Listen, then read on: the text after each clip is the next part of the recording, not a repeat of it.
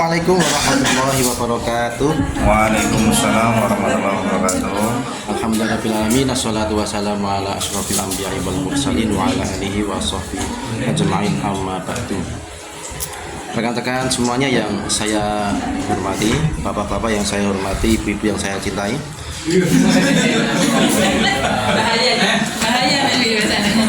Alhamdulillah di kesempatan kali ini kita diberikan kesempatan oleh Allah, diberikan waktu yang sangat spesial ini. Kita bisa melaksanakan jalan sehat, kemudian dilaksanakan acara geden-geden, makan besar bersama rekan-rekan semuanya. Dan ini tentunya kesempatan yang sangat berharga yang diberikan oleh Allah pada kita. Maka kita syukuri dengan baca hamdalah bersama-sama. Alhamdulillah rabbil alamin. Salam dan salam marilah kita aturkan kepada Nabi besar kita Muhammad sallallahu alaihi wasallam. Semoga beliau berkenan memberikan syafaatnya kepada kita. Teman-teman semuanya yang saya hormati, yang semoga dirahmati oleh Allah Subhanahu wa taala. Pada kesempatan kali ini pertemuan pertama saya diberi amanah oleh bos besar untuk membawakan materi Sirah Nabawiyah. Sirah itu apa? Sejarah. Sirah.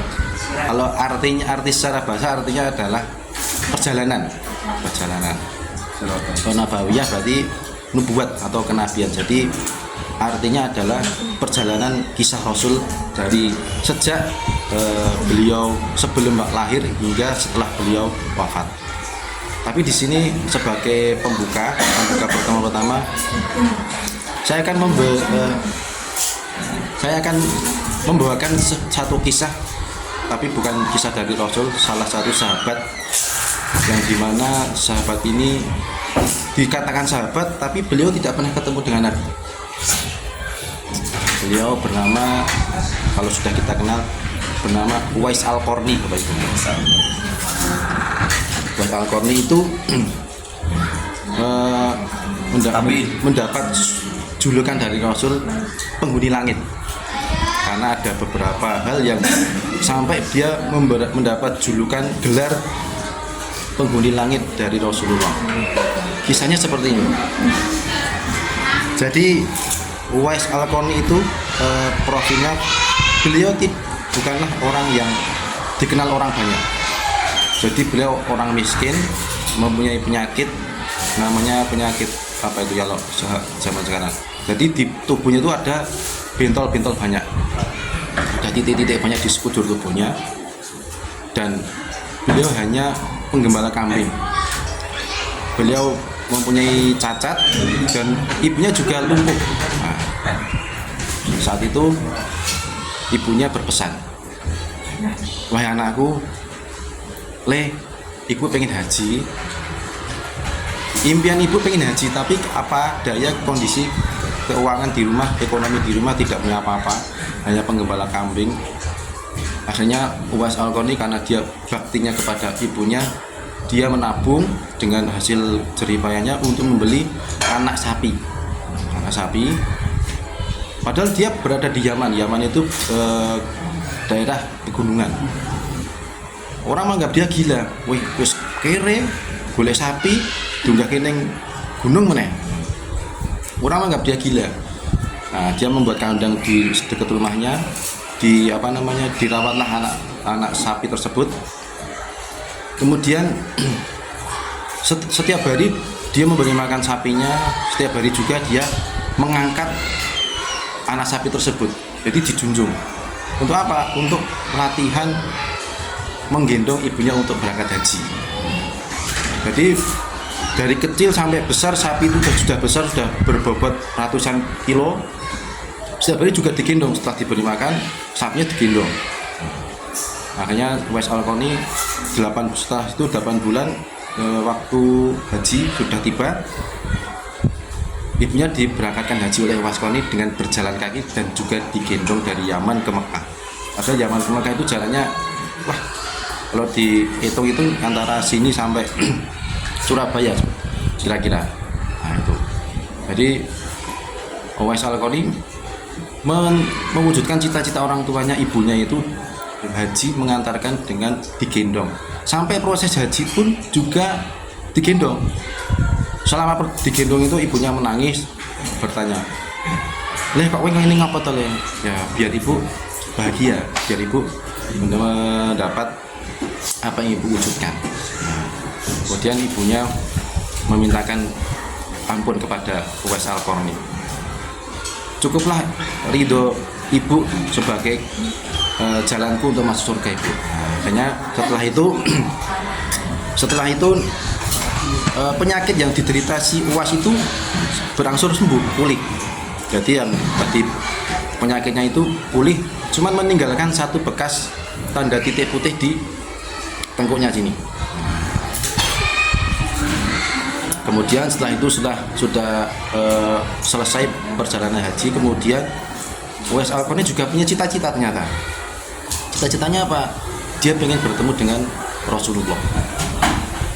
Ketika dia pengen izin sama ibunya, "Bu, aku pengen ketemu Kanjeng Nabi, Bu." Ibunya mengizinkan tapi dengan berat hati, karena ibunya juga sendirian, sakit, tidak punya siapa-siapa, tidak punya apa-apa. Ibunya tadi berpesan, "Boleh nak, tapi jangan lama-lama, segeralah pulang." Nah, setelah itu Rasulullah berjalan dari rumahnya Yaman sampai ke Mekah, sama Madinah. Karena itu waktu itu sudah hijrah ke Madinah.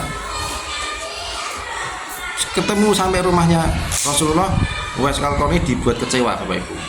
Kecewa karena apa? Ketika sudah sampai rumahnya, ternyata Rasulullah sedang berperang, tidak ketemu. Padahal perjalanan dari Yaman ke Madinah ya terlalu jauh sekali. Setelah itu ketemu dengan istrinya Aisyah, disampaikan bahwa Nabi Muhammad sedang perang. Akhirnya Uwais Al-Qarni sebenarnya ingin menunggu sampai selesai pulang, tapi karena dia ingat pesan ibunya untuk segera pulang, ya akhirnya dia mengurungkan niatnya untuk menunggu Nabi. Dia akhirnya pulang ke rumah menemui ibunya. Nah, setelah beberapa waktu Rasulullah sudah pulang ke rumah, Rasulullah bertanya sama istrinya, Siti Aisyah. Kan seperti biasa pasti ada tamu yang datang. Siapa yang datang ke rumah selama saya perang? Jawablah Aisyah, ada seorang pemuda mencari Nabi. Nabi langsung sudah tahu bahwa pemuda itu adalah pemuda penghuni langit. Rumahnya berada di Yaman. Nah, setelah itu Rasulullah beberapa hari kemudian berkumpul bersama sahabat-sahabat, ada Ali, ada Umar. Kemudian Rasulullah berkata, "Jika kalian nanti bertemu dengan seseorang yang rumahnya di Yaman, di daerah Yaman, dia adalah penghuni langit, bukan penghuni bumi. Namanya Uwais Al-Qarni. Nanti kalau kalian ketemu dengan dia, mintalah doa sama dia." Sampai segitunya, dia mempunyai keistimewaan seperti itu. Akhirnya setelah Nabi Muhammad berjalan, wafatlah Nabi Muhammad. Abu Bakar menjadi khalifah, kemudian Abu Bakar juga meninggal, wafat. Digantikanlah Umar. Umar menjadi khalifah kedua. Kemudian Umar ingat pesan Nabi Muhammad untuk menemui pemuda Yaman yang bernama Uwais Al-Qarni, punya tanda putih di tengkuknya. Kemudian si Umar dan Ali mencari pemuda tersebut ke Yaman. Bukan ke Yaman. Jadi ke Madinah itu kan jalur utama untuk orang yang berdagang. Jadi buat lewat. Nah, dia menunggu orang pedagang dari Yaman. Ditanya, setiap orang pedagang dari Yaman ditanya, "Kamu tahu nggak nama ini, Uwais Al-Qarni?" Tahu, ada yang tahu, ada yang tidak, karena dia tidak terkenal. Yang tahu itu ya, oh yang itu rumahnya itu orang biasa-biasa aja itu, yang cuman penggembala kambing. Akhirnya ditelusuri sampai rumahnya Umar dan Ali. Ketemulah rumahnya Uwais Al-Qarni, dia sedang sholat, ditunggu Uwais Al-Qarni. Kemudian kaget kan, karena Uwais Al-Qarni tahu kalau ini Amirul Mukminin, khalifah Islam. Kaget.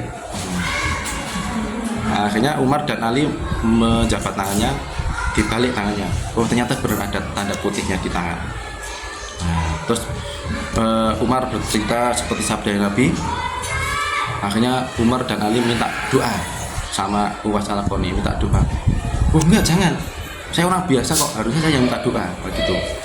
Akhirnya didesak-desak, akhirnya si Uwais Al-Qarni mau mendoakan semoga diampunilah dosa-dosa Umar dan Ali. Setelah itu Umar, karena dia masih menjabat sebagai khalifah, ngasih buah tangan, ibaratnya buah tangan, ngasih uang untuk santunan kepada Uwais Al-Qarni. Terima kasih wahai Amirul Mukminin, tapi saya mohon setelah ini jangan sampai ada yang tahu saya lagi, jangan ada yang kenal saya lagi setelah ini. Nah, akhirnya setelah itu beberapa waktu jalan, Uwais Al-Qarni meninggal, Bapak Ibu. Meninggal dan menggemparkan penduduk Yaman karena dia itu orang pinggiran, rumahnya Yus nggak ada yang tahu. Pokoknya orang miskin lah, tahu sendiri orang miskin gak ada yang kenal ya.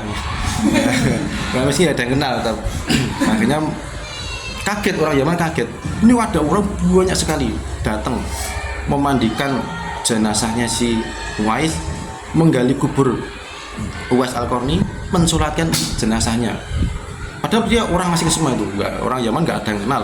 Oh bisa banyak sekali orang datang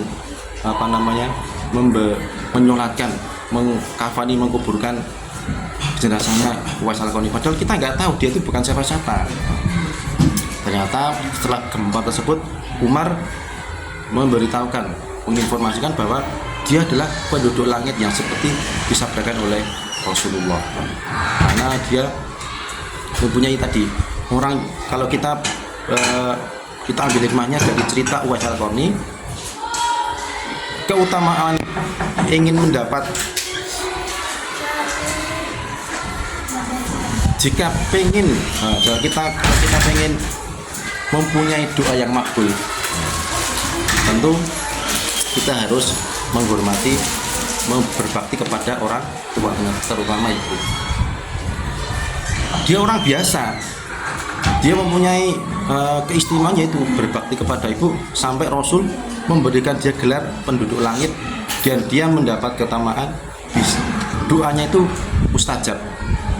Sampai-sampai Khalifah Umar pun harus minta doa sama dia, Bapak Ibu. Hanya gara-gara berbakti kepada orang tua.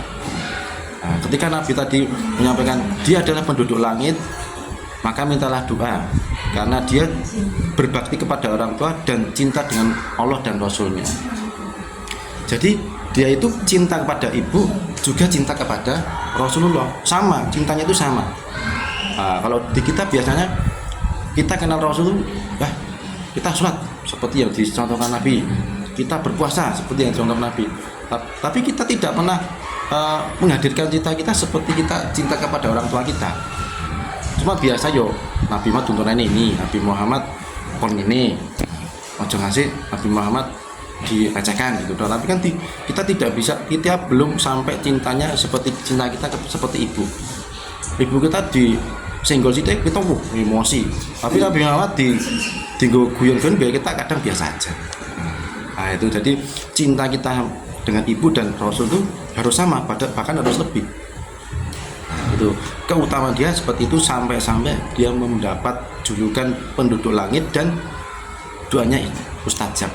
Jadi yang bisa kita petik itu adalah kita tiru perilaku, contoh teladan Uwais Al-Qarni itu, cinta kita terhadap ibu dan cinta kita terhadap Allah dan Rasulnya.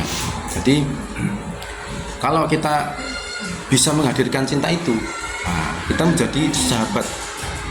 Bahkan kita, Uwais Al-Qarni itu belum ketemu Nabi loh, sudah disebut sahabat. Karena Rasul sudah tahu dia, walaupun Uwais Al-Qarni belum tahu, maka dia disebut sahabat. Ada yang berkata dia termasuk salah satu sahabat Nabi Muhammad SAW. Nah itu cerita singkat dari kisah Uwais Al-Qarni, Bapak Ibu. Nah, sebagai pembuka pertemuan pertama, itu cerita yang bisa saya sampaikan. Nah, jadi bisa kita tadaburi cerita Uwais Al-Qarni itu. Semoga kita bisa menghadirkan cinta kita kepada Rasul seperti kita cinta terhadap ibu kita. Begitu, mungkin singkat ini aja. Apabila ada kurangnya, saya mohon maaf. Semoga ada manfaatnya. Wabillahi taufiq wal hidayah. Wassalamualaikum warahmatullahi wabarakatuh.